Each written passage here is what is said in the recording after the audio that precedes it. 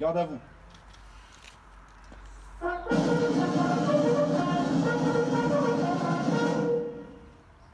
Au drapeau.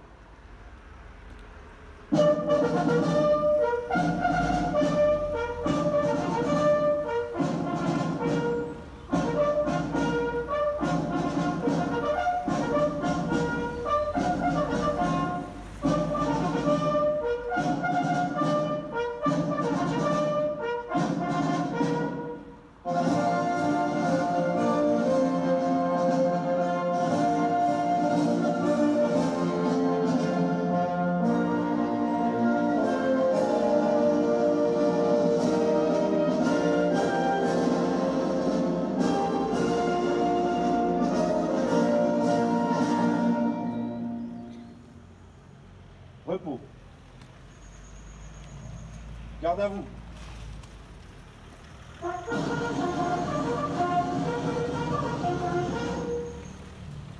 Dépôt des gerbes.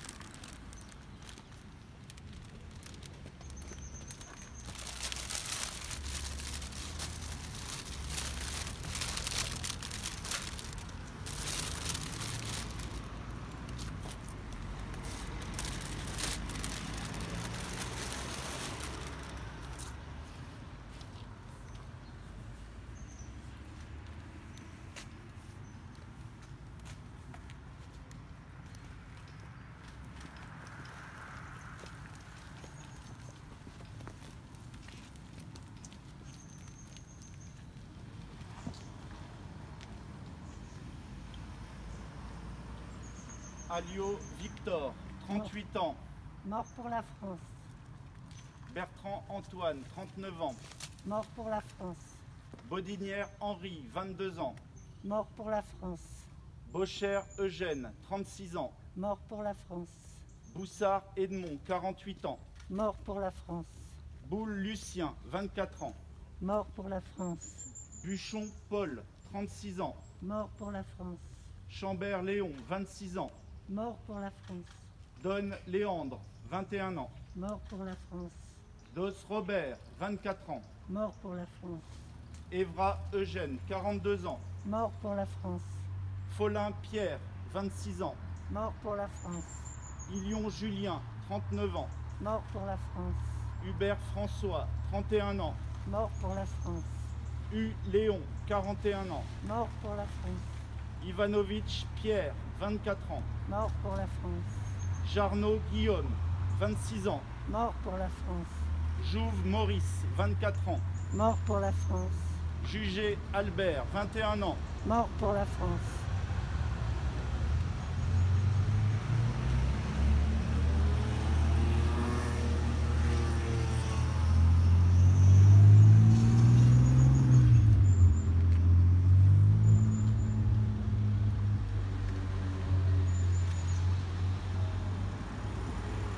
Jugé Louis, 21 ans. Mort pour la France. Lapère Pierre, 32 ans. Mort pour la France. Leblanc Albert, 45 ans. Mort pour la France. Le Breton Albert, 31 ans. Mort pour la France. Le Curier Ernest, 25 ans. Mort pour la France. Le Gall Victor, 21 ans. Mort pour la France. Le Moine Maurice, 20 ans. Mort pour la France. Lirzin Alexandre, 32 ans. Mort pour la France. Lucas Paul, 35 ans. Mort pour la France. Marion Louis, 35 ans. Mort pour la France. Noiselier François, 21 ans. Mort pour la France. Noré Casimir, 34 ans. Mort pour la France.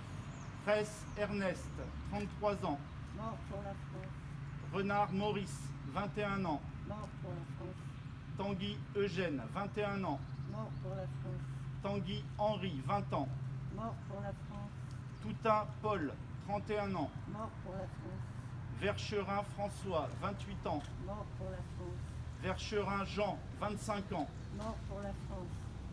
Maillet Jean, 5 juin 1940. Mort pour la France.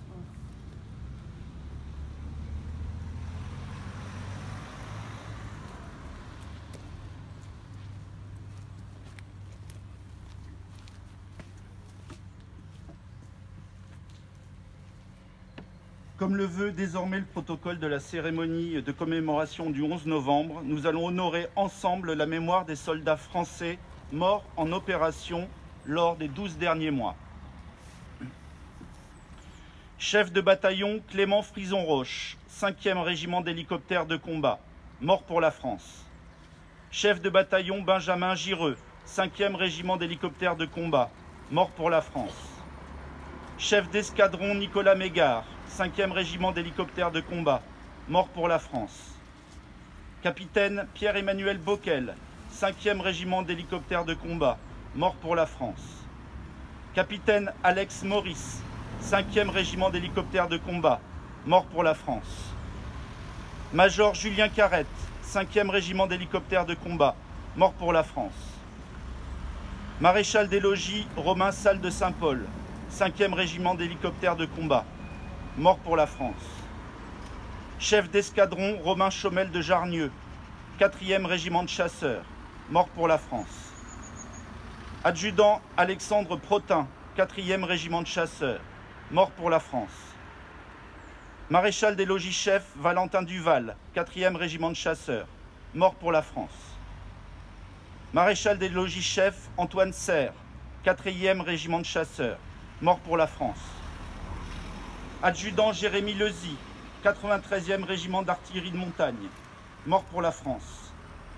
Adjudant Andrei Djouk, 2e régiment étranger de génie, mort pour la France. Caporal-chef Volodymyr Ribonchouk, 1er régiment étranger de génie, mort pour la France.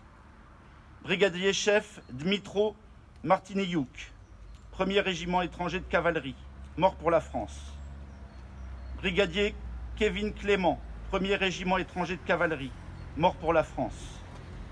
Brigadier Tojo Asina Razafrinsa Lama, 1er régiment de hussards parachutistes, mort pour la France. Maréchal des logis Andy Fila, 14e régiment d'infanterie et de soutien logistique parachutiste, mort pour la France. Maréchal des logis ST, 1er régiment de hussards parachutistes, mort pour la France. Brigadier Arnaud Volpé, 1er régiment de hussards parachutistes, mort pour la France.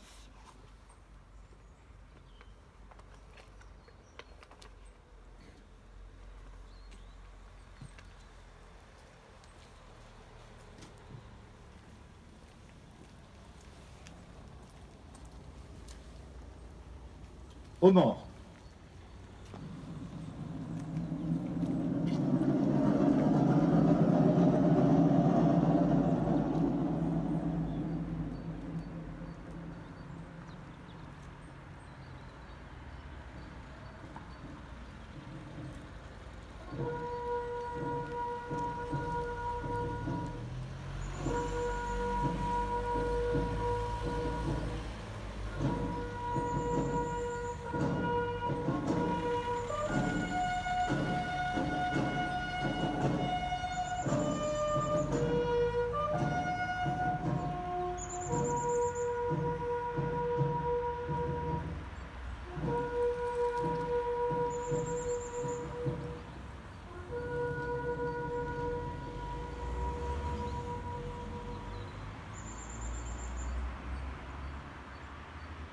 Je vous demande d'observer une minute de silence.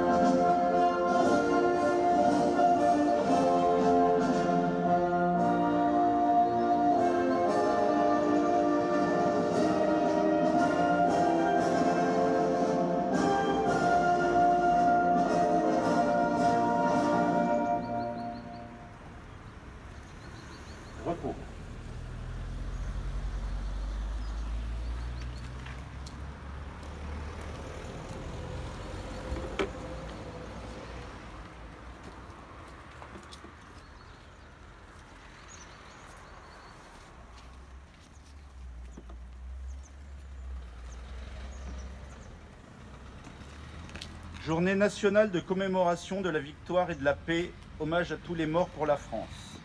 Message de Geneviève Darrieussecq, ministre déléguée auprès de la ministre des Armées, chargée de la mémoire et des anciens combattants. C'était il y a un siècle. Ce 10 novembre 1920, la Grande Guerre est achevée depuis 2 ans. Dans la citadelle de Verdun, Auguste Thun, soldat de 2e classe et pupille de la nation, dépose un bouquet d'œillets blancs et rouges sur le cercueil d'un soldat. Un parmi tous les combattants des Flandres, de l'Artois, de la Somme, du Chemin des Dames, de Lorraine, de la Meuse.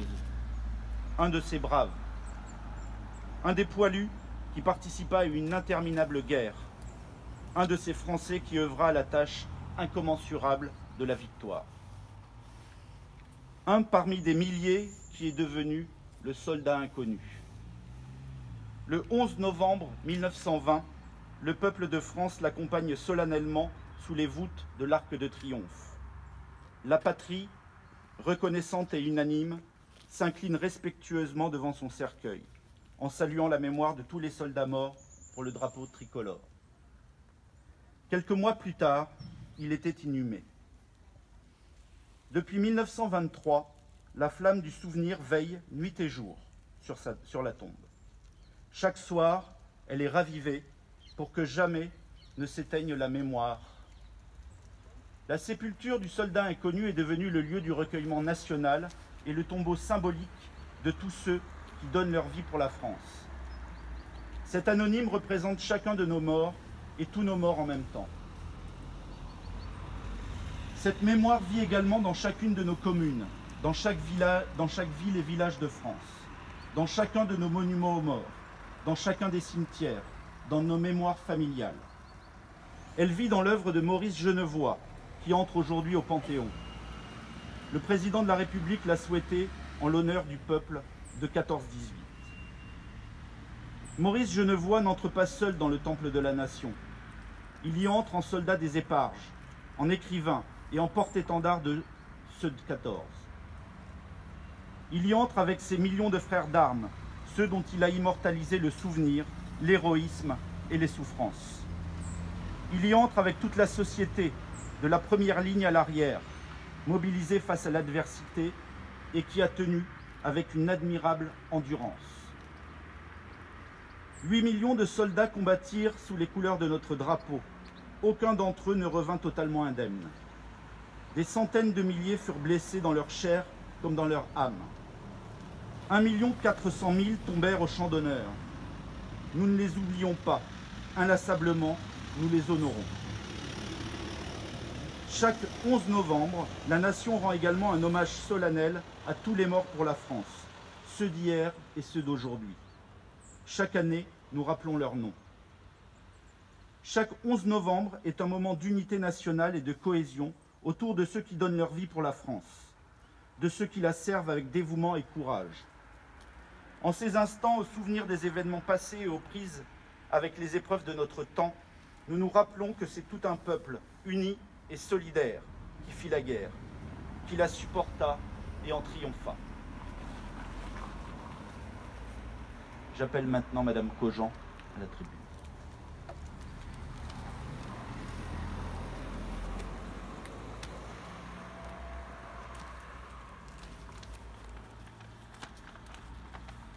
Message de l'UFAC du 11 novembre 2020.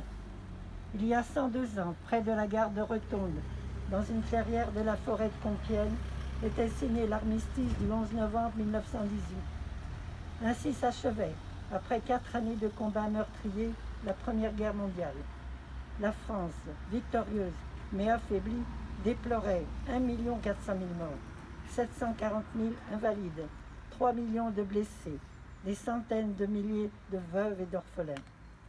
Ce bilan très fort nous rappelle nos valeureux aînés tombés au champ d'honneur et reflète l'ampleur de leur sacrifice consenti pour un idéal de paix, de liberté et de fraternité. Conservons à cet anniversaire du 11 novembre 1918 et en hommage au glorieux comportement des soldats de métropole, des territoires d'outre-mer, des pays alliés et à leur sacrifice, la réelle dimension de ce souvenir, que nul n'a le droit d'effacer, d'amoindrir ou d'ignorer. Ils sont morts pour la France. N'oublions pas non plus nos combattants des opérations extérieures, pour qui cette date du 11 novembre est la façon qu'a la France d'honorer ceux qui se battent et parfois meurent loin de leur pays. Les événements tragiques de ces mois passés nous rappellent en effet que l'engagement de ces soldats a un goût, celui du sang. En cette année 2020, l'Union française des associations de combattants et de victimes de guerre, l'UFAC, estime que la situation internationale, particulièrement dangereuse, rend plus important que jamais le rôle de l'Organisation des Nations Unies. En ce 75e anniversaire de la signature de la Charte, l'UFAC invite toutes les générations, et spécialement la jeunesse, à œuvrer pour un monde plus juste, plus solidaire et en paix. Vive la République, vive la France.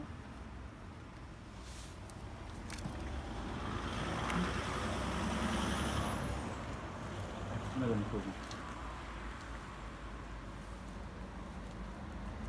Mesdames et messieurs les élus, mesdames et messieurs les représentants d'associations d'anciens combattants, mesdames et messieurs les représentants des forces armées, de la sécurité publique et de la sécurité civile, mesdames et messieurs les représentants des établissements scolaires, mesdames et messieurs, chers élèves, chères mères enfants et chers conseillers municipaux enfants. Ils ne sont certes pas présents avec nous ce matin, mais j'espère qu'ils pourront voir la captation. Chaque 11 novembre, la mémoire de la Grande Guerre nous rassemble autour de notre monument aux morts. Si nous sommes réunis aujourd'hui, c'est d'abord pour célébrer la fin des combats et le dénouement d'une guerre meurtrière qui tua partout dans le monde près de 10 millions de personnes, civiles et militaires. La France perdit à elle seule plus d'1,5 million de ses concitoyens et compta près de 3 millions de blessés, de mutilés et de gueules cassées. Notre commune paya aussi un lourd tribut. 37 Guyancourtois perdirent la vie, des noms bien connus inscrits sur notre monument aux morts. La victoire signée formellement à Retonde le 11 novembre 1918 allait avoir un goût amer, car ces 4 années d'horreur et de sacrifice nous ont marqués de leur empreinte indélébile. Une génération entière fut décimée, les rancunes restèrent vives, si vives qu'elles furent le terreau de la tragédie qui secoua de nouveau l'humanité 20 ans après. Nos poilus voulaient que 14-18 soit la der des der. Il n'en fut rien.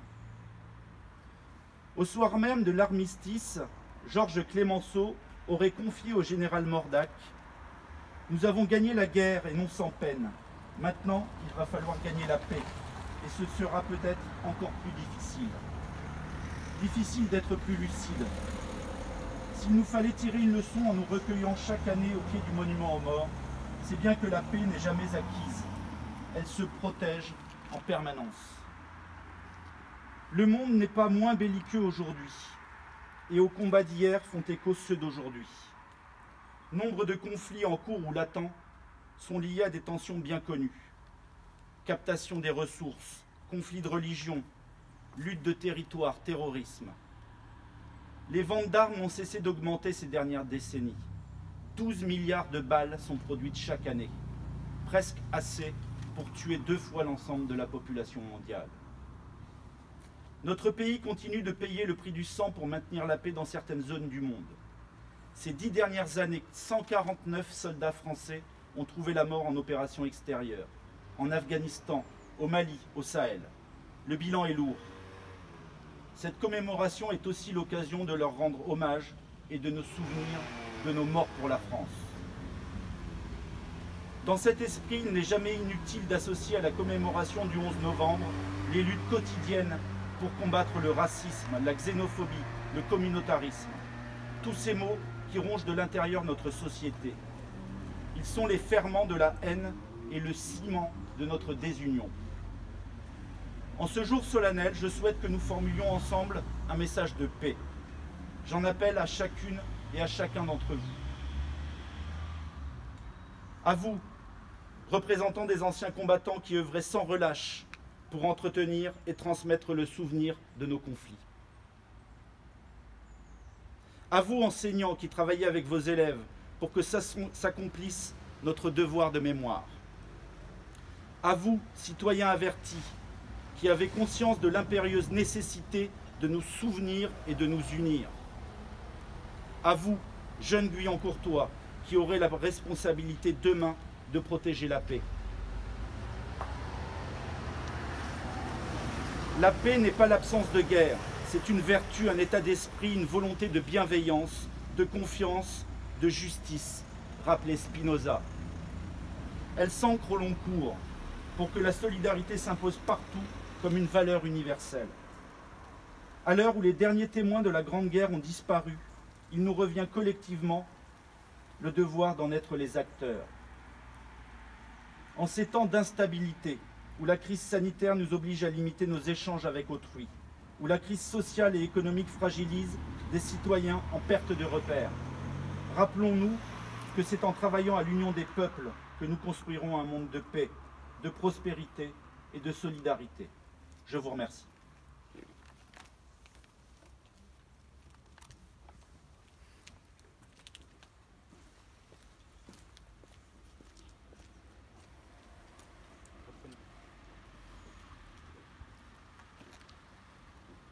Reprenez les drapeaux. Fermez le banc.